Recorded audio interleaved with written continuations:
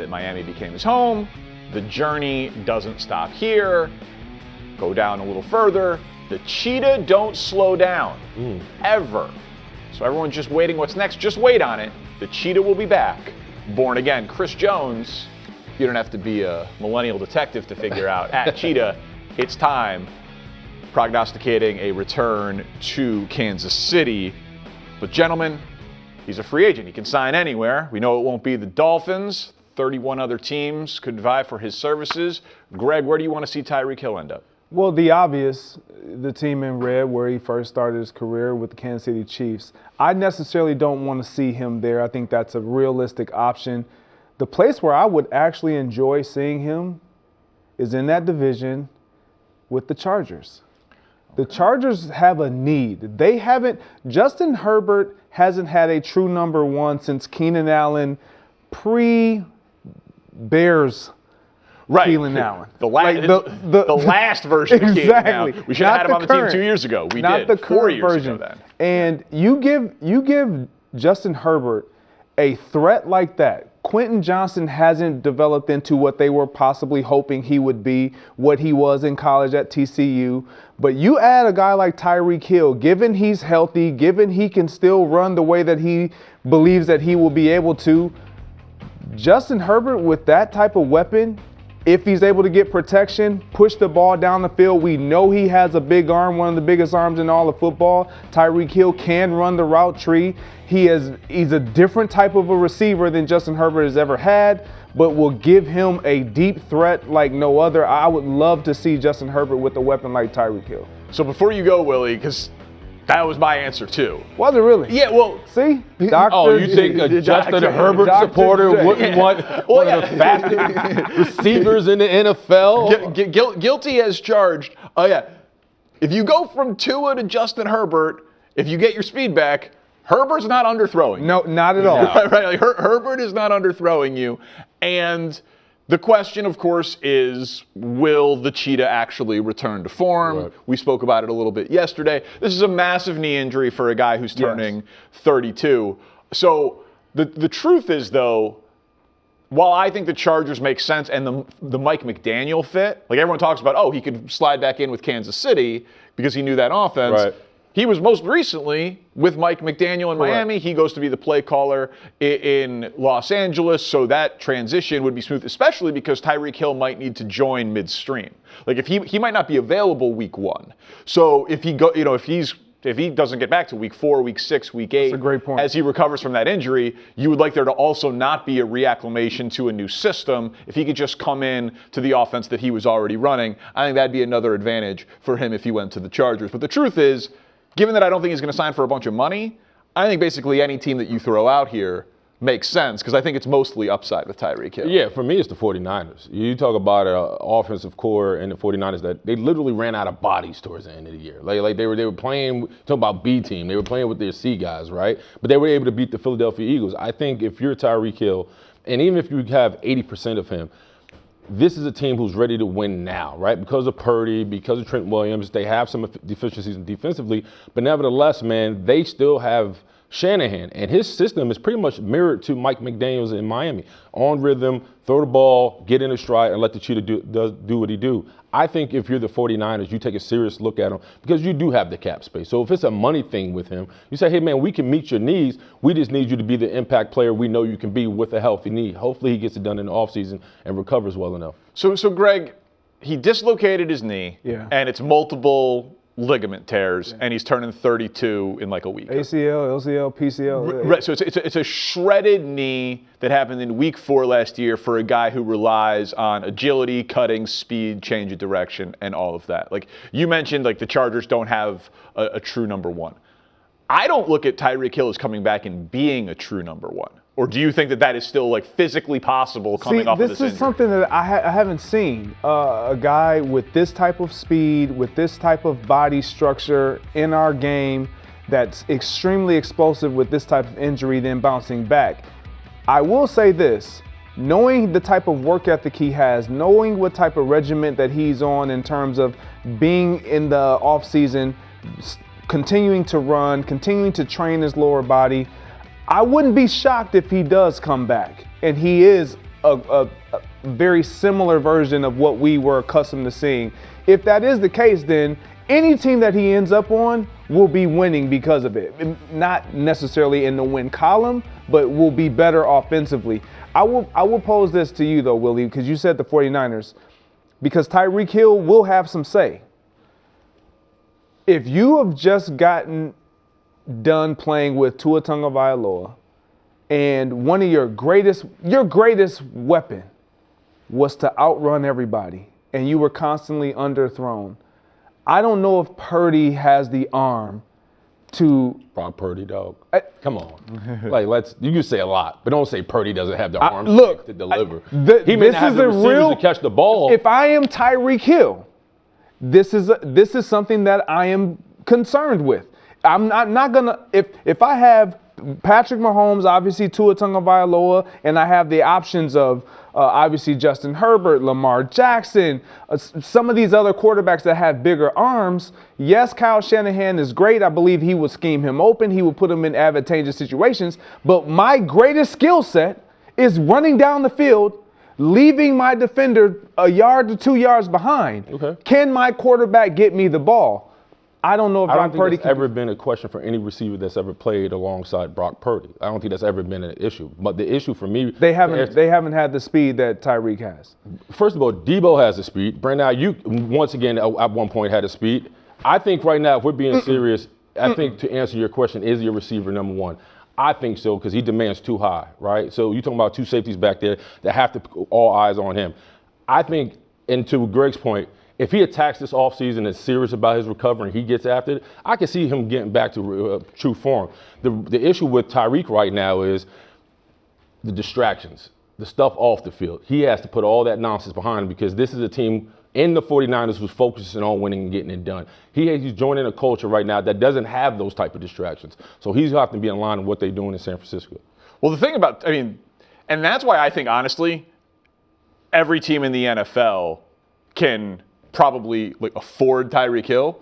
You have more off-field allegations, and we'll see what comes of that. Right. And then as we discuss him as a football player, 32 years old, coming off of a massive knee injury, we're not talking about. And he has to be realistic about that. Right. We're not talking about 25 to 30 million guaranteed per year for multiple years. This is going to be a short but that's why you incentive. Chase a team in need, like the Chargers, like the Niners. Those are the teams you're aiming. And like I mentioned the coach yesterday. If the coach say goodbye to Michael Pittman Jr., that's a guy you want on that offense as well. Right. So, I guess my point is that if it is a 1 or 2 year, low guarantee, high upside, incentive-laden deal, Baltimore makes sense. Buffalo makes sense. But basically every team in the NFL makes sense if Tyreek Hill acts up, if Tyreek Hill gets punished, if Tyreek Hill isn't the same with his speed, and you can cut him because there isn't much guaranteed attached to the contract because of age, injury, and off-field issues.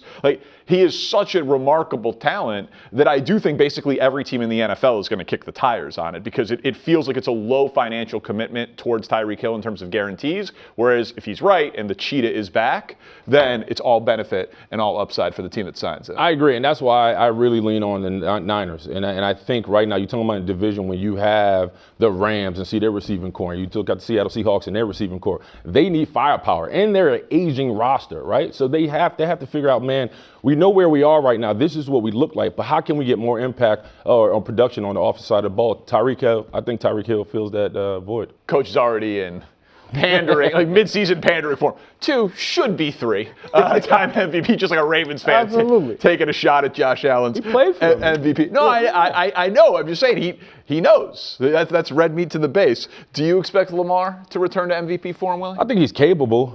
It's just a matter of the weapons around him, right? That's what worries me. And this offensive line that was horrible last year. I think if you look at the receiving core, the one guy that stood out was Zay Flowers. Everybody else fell to the wayside, right? Likely maybe a free agent who's gone next year.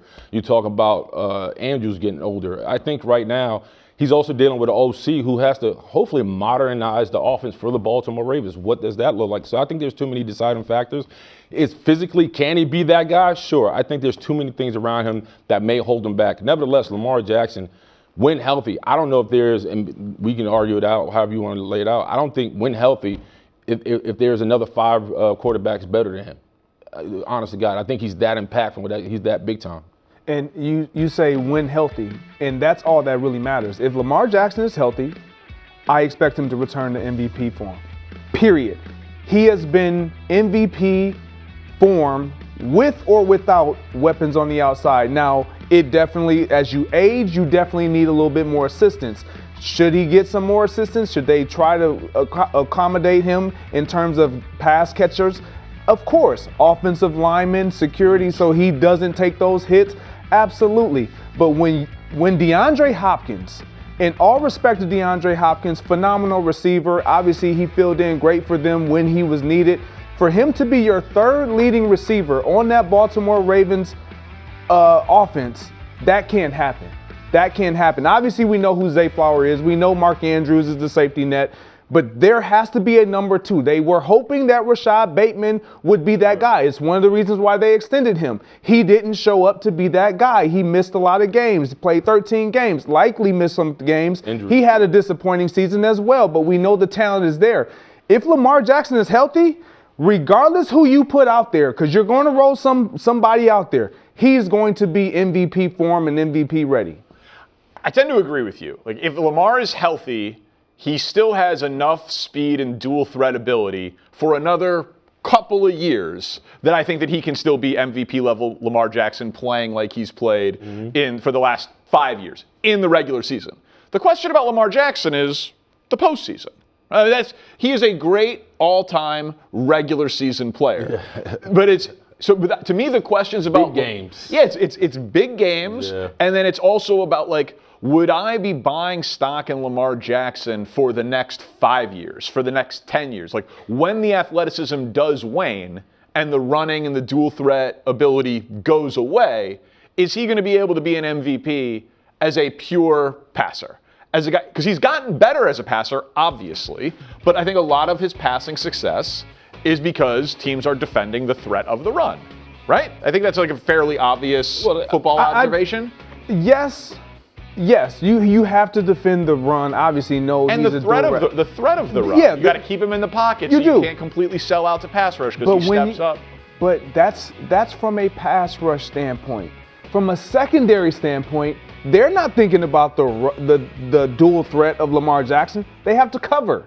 And so when he's become, but if you have to keep a spy in there, if you can't rush the pass as aggressively, when he's become more accurate over the course of his career, he's simply been better throwing the football. There was a point in time where I would argue a lot of receivers would look to Baltimore and say, I don't want to go there because he's too much of a run threat. And he's erased that. Absolutely. Now you don't look at Baltimore and Lamar Jackson as him just being a guy that's just going to tuck it and run. I would love to see him do it more and protect himself. That is his superpower. That's what changes the game for this Ravens offense, particularly when we feel like they should be doing it and leaning into it more in the postseason, in those big spots. Lamar, be what you've always been. And that's when we get a dialed back version, and that can't happen. But he will be MVP ready. Yeah, I think one of the issues is their identity. When you think about the Baltimore Ravens and what they do well, they play bully ball. They haven't been able to do so. I think certain things popped up on them that they didn't expect. One, the injury woes, right? They expected likely to be healthier, Lamar to be healthier. They didn't expect Derrick Henry to have the fumble woes, right? Like, there were certain things they just didn't put in account. And I think because of their offensive line, honestly, it really hampered them. I think we saw the same thing happen to the Eagles, right? Once that offensive line took a step back, so did the offense. And it wasn't just because of the lack of talent, is because also the production and the scheme. I think a lot of things kind of faltered. And when you talk about the Ravens right now, look at their offensive line, man. They're going to have to go shopping, right? This is Lamar Jackson. These are the hits that's how many times he's been sacked since 2019. Those are the hits he's been taking. So you're talking about an aging quarterback who you want to go into MVP form. You're going to have to keep him upright. And the only way to do that is by getting the offensive line can protect him and do what he does best. Coming down here with the football, creating off script, and if he has to stay in the pocket, being in rhythm. If you don't have an offensive line that can create that for him, we're not going to see the best form of Lamar Jackson. I'm not one to defend I do defend my offensive lineman. Willie, is this a role reversal that's about to happen? This is not all on. You have me on my toes for this. I'm going to say he definitely does. They need to make sure that they get their center taken care of, and obviously guard whatever interior lineman. But all of those numbers are glaring. They're not all on the offensive line. When you watch You're Lamar. defending the offensive line to an offensive lineman? I am. Oh, wow. When you look at these numbers and then you watch what we just watched, even in the red zone, Lamar Jackson has become this quarterback that wants to hold on to the ball, almost like Big Ben. But he doesn't have the stature. Now you made it personal. No, I mean, I'm just saying in terms of that's where the magic happened for Ben. When he holds on to the ball and he gets you with extended plays. Lamar Jackson tends to hold on to the ball a little too long versus just, okay, let me use my superpower. Let me get outside the pocket, use my legs, get what I can get down, reset, and then no harm, no foul. Yeah, I've never seen it computed like that. Hits taken plus rushing attempts. Like it's clearly part of the style at which he plays that leads to that. So offensive line plus inevitable. If you're going to run that much, you're going to take more hits. Right. So that's a good politician answer. I didn't think it was a politician answer. Really? No, I didn't take that either. He was with the Seattle Seahawks with Sam Darnold. He wasn't thinking about we're going to have the first pick in the draft. Oh, well, he's been the head coach of the Raiders now for a while. No. This is a draft process. Right. This isn't a brochure you get. Hey, now that you're the head coach, this is what we got for you. I understand. But he said also when he got hired that the number one pick being there was pretty attractive. Well, that interview happened the day he got introduced as head coach. So that was before their parade, the day after the Super Bowl. So like, when do we think that he was going to have time? Let me binge watch Mendoza really quick. Not even that. Can we respect his honesty? That's what respect that the fact. Like, I'm okay with the Raiders or Clint saying, you know what? I like him, right? He looks okay on tape. He won a national championship, says all the right things. Like, I would let him date my daughter. He seems like that squeaky clean type of kid. But at the end of the day, this is my first crack at it. Yeah. I want my guy, right? If I'm going to start this thing, I want my guy. And I'm okay with the Raiders saying, or Clint saying, you know what? I'd rather trade out of this. Because I've played the Raiders and I know where they're deficient at. Everywhere pretty much. Receivers, offensive line, defensive line, the list goes on. If you're getting Mendoza, you understand that he's not an athletic quarterback, struggles to create out of the pocket. He needs better players, elite players around him, and an offense line for him to be that guy. The Raiders have none of that. If you're going to compete in a division let's pause for a second. He's coming from one of the most complete teams in all of football in the Seattle Seahawks. Hands down. So he knows what it takes to get to the Super Bowl. He's looking at this team and that young quarterback who's going to have to sit and develop with all the deficiencies they have in Las Vegas. He goes, I'm not dealing with that. Okay, but this is maybe me being a little bit of a stickler here. Are you saying that the Raiders will pass on Mendoza or should pass on Mendoza? I'm saying they should. You're saying they should? 100%. Okay. Do you think they will? No. Okay. Because the odds, and I know like sometimes I can be a little too beholden to the gambling odds. He is an 80-1 favorite. Well, he's the cleanest quarterback in the draft. Well, and he's the only quarterback in the draft that has a clear-cut first-round grade, and we know that those guys get overdrafted. Because I'm with you.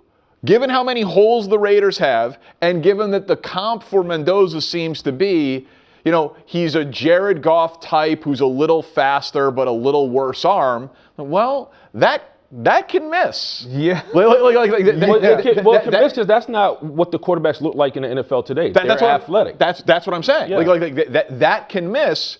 And so, I just had Troy put together just to remind people, and I realized that, you could say I'm biased and it worked out well. Like, I'm a fan of the team that did this last, traded the rights to the number 1 overall pick. Okay. And that was in a draft where it was Bryce Young or C.J. Stroud who went 1 or 2. This draft, there might be more demand than there is supply because a lot of teams need a quarterback. Look at what the Bears got when they traded the number 1 overall pick for the draft rights to Bryce Young. They got a Pro Bowl / All-Pro caliber right tackle.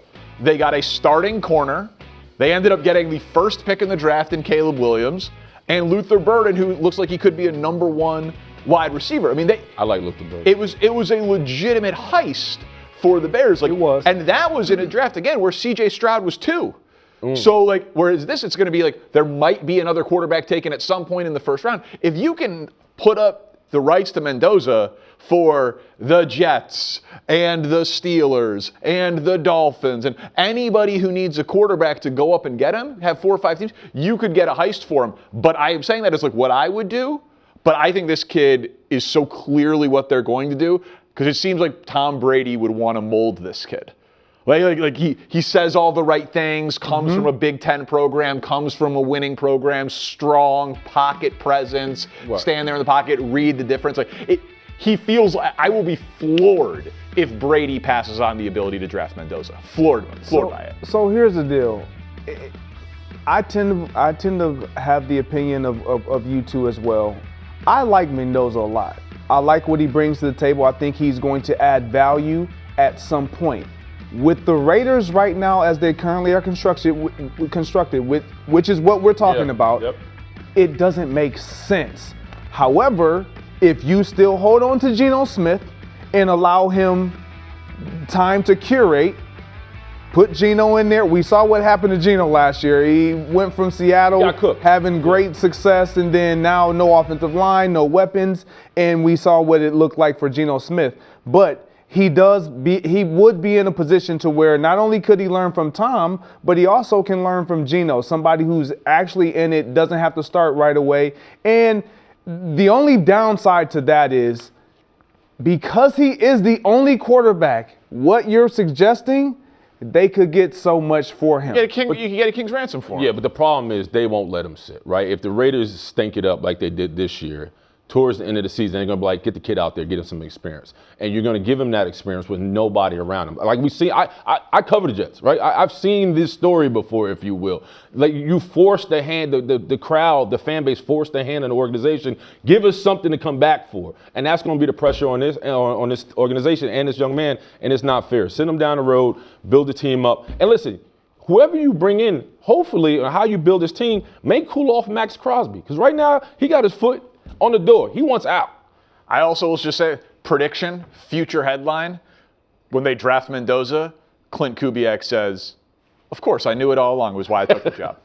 Like I think he'll say, I think it was a no-brainer, and it was a huge part of the reason why he took the job. And you guys could say, well, he learned that throughout the process or whatever, but I think he knew when he interviewed for this job. Oh, they have the #1 overall pick, and the national champion, who's endorsed by Tom Brady, is the presumptive #1 overall pick. That's a good reason to take the job. Right, but I also think he's looking at the #1 pick with options. I don't think he's looking at the kid like, oh, that he's locked in on him. Exactly. All right. Well,